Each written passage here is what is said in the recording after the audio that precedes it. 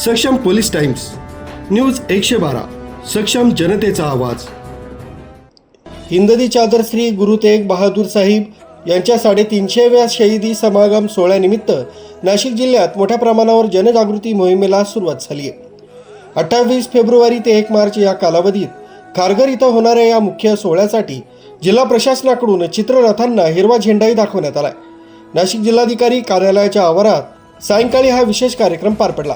यावेळी खासदार डॉक्टर शोभा बच्छाव, खासदार राजाभाऊ वाजे, आमदार हिरामन खोसकर आणि जिल्हाधिकारी आयुष प्रसाद यांच्यासह गुरमीत सिंग संतवानी शीख समुदायातील मान्यवर उपस्थित होते।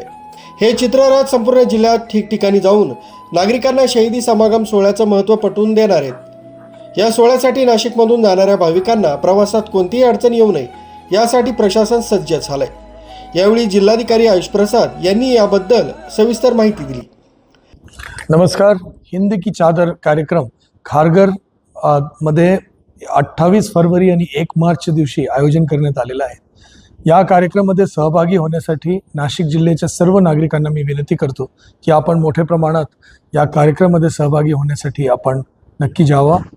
याच्यासाठी प्रशासनातर्फे सगळे प्रकारचे नियोजन या ठिकाणी करून देण्यात आलेलं आहे। या कार्यक्रमामध्ये आपण नक्की त्या ठिकाणी जावा आणि जो काही आपल्याला प्रशासनातर्फे काही अडचणी अगर येत असेल तो आपण प्रशासनाशी नक्की संपर्क करावा।